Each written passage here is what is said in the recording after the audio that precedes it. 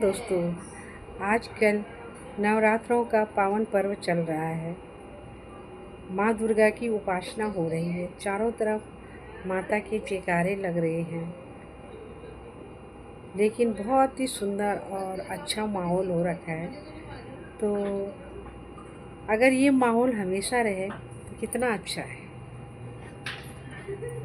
सबके मतलब स्वर्ग बन जाएगा। हमारा ये जीवन ही स्वर्ग बन जाएगा अगर हम हमेशा इसी बात को लेकर रहे कि आजकल हम ऐसे माँ को किस तरह से हम पुकारें और किस तरह से हम इज्जत करें माँ की। माँ देवी का स्वरूप है, एक जन्म देने वाली माता है, एक आदि शक्ति है। तो आदि शक्ति की हम आजकल पूजा कर रहे हैं और सब लोग उसकी उपासना में लगे हुए हैं। तो इस कहने का तात्पर्य ये है कि माँ की हम पूजा कर रहे हैं, आदि शक्ति की। एक आदि शक्ति, एक माँ आपके घर में भी है। माँ के रूप में है, सास के रूप में है, बहन के रूप में है, पत्नी के रूप में है। वो एक आदि शक्ति आपके घर में भी है, सभी के घर में।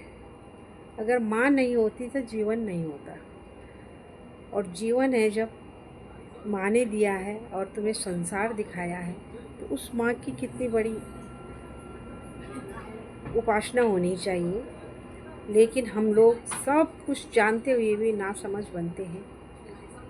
पता नहीं क्या ये कलयुग है या पहले से ही ये प्रभाव पड़ता है। कहीं पे सम्मान मिलता है, कहीं पे अपमान मिलता है। लेकिन अगर हम लोग इसी तरह से अपना माइंड ऐसे बना दें, सेट कर दें कि माँ एक आदि शक्ति है। आदि शक्ति माँ ने भी कितनी बार हमारे देवताओं लोगों पे कितना बड़ा कष्ट आया, तो माँ ने वहाँ पे उनको रक्षा की, सहायता की। माँ ने हर रूप में, कभी किसी रूप में की, कभी किसी रूप में की, हर तरह से माँ ने सहायता की। तो आप लोगों ने यह सभी ने पढ़ा होगा, जो जो माँ की उपासना करते हैं, देवी का कथा सुनी होगी और उन कथाओं में सभी वर्णन है। लेकिन ये इसी मेरा कहने का तात्पर्य और ये ब्लॉग आजकल माता के नवरात्रों का बनाने का इसी कारण है कि वो माँ आदि शक्ति है और एक माँ आपके घर में है। एक आदि शक्ति आपके घर में है। आपके घर में आपकी माँ है, आपकी सास है, आपकी बहन है, आपकी पत्नी है, आपकी बेटी है। वो हर रूप में आपके साथ है।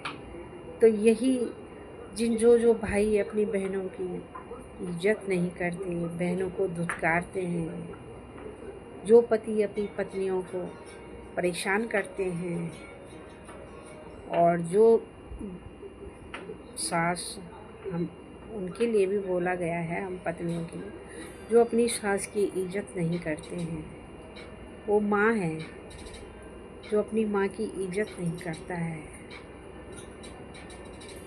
तो क्या होता है, अगर ये माँ नहीं होती तो ये जीवन नहीं होता। अगर माँ है तो सब कुछ है, अब माँ नहीं है तो कुछ नहीं है। तो माँ की इज्जत जिसने की, उसने पूरी आदि शक्ति की पूजा कर ली। जिस घर में माँ, पत्नी और औरत की इज्जत होती है, उस घर में धन का लाभ होता है और किसी प्रकार की परेशानी नहीं होती, उसकी अंतरात्मा खुश होती है। लेकिन मैं हाँ एक बात ये भी बोल रही हूँ, जो आजकल हमारा नया जनरेशन है, कुछ कुछ तो पुराना, अब भाई अपना अपना स्वभाव है, लेकिन नया जनरेशन है, उनको अपनी किस तरह से रहना चाहिए। आदि शक्ति हमें याद दिलाती है साल में 2 बार कि हमें किस तरह, क्या रूप है आदि शक्ति का और औरत का क्या रूप है। हमें इस तरह से अपना जीवन बिताना है और अपने जो आदि शक्ति है उसके पद चिन्हों पे हमें जाना है।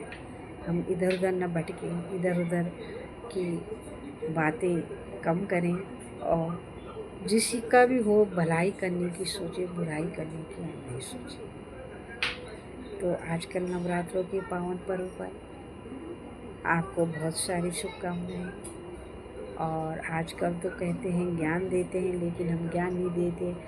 अपना मन करा, मैंने बोल दिया, मुझे शौक़ है कि मैं कुछ अपने भाव व्यक्त करूं, इसीलिए मैं बोल रही हूँ। नहीं तो ऐसा अपना अपना दिमाग है। लेकिन हमारे जो ये दिव्य पुरुष हैं, क्यों करते हैं भागवत कथा? हर जगह जगह पंडाल लगा के क्यों समाज को सही दिशा दे रहे हैं? इसी कारण दे रहे हैं कि कुछ ना कुछ तो असर पड़ेगा, किसी न किसी के माइंड में तो अच्छी बात आएगी। तो हम तो अधिक न बोलते हैं।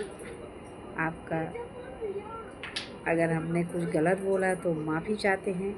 लेकिन जो आदिशक्ति है, आदिशक्ति की पूजा हम कर रहे हैं। और घर में बैठी जो आदिशक्ति है, जिस घर में औरत नहीं होगी उस घर में आपने देखा होगा कभी उतना नहीं सजा रहता होगा। सजा क्या, मतलब हर तरह से खाने से लेकर परिवार में हर तरह की बातें से लेकर वो घर को अपना पिरो के सही रखती है।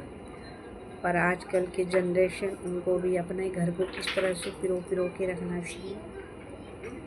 अब बच्चे आजकल पढ़ाई कर रहे हैं, पढ़ाई करके उनको अच्छी नौकरी मिल रही है। बस नौकर के सारे घर नहीं बनता। घर बनता है अपने हाथ पैरों से, इधर उधर हाथ लगाने से उसकी शोभा बनती है। नौकर तो दिल से नहीं करेगा, वो तो फटाफट करके भाग जाएगा। लेकिन जो दिल से अपने घर को संवारने में, सजाने में लगता है, धन्यवाद।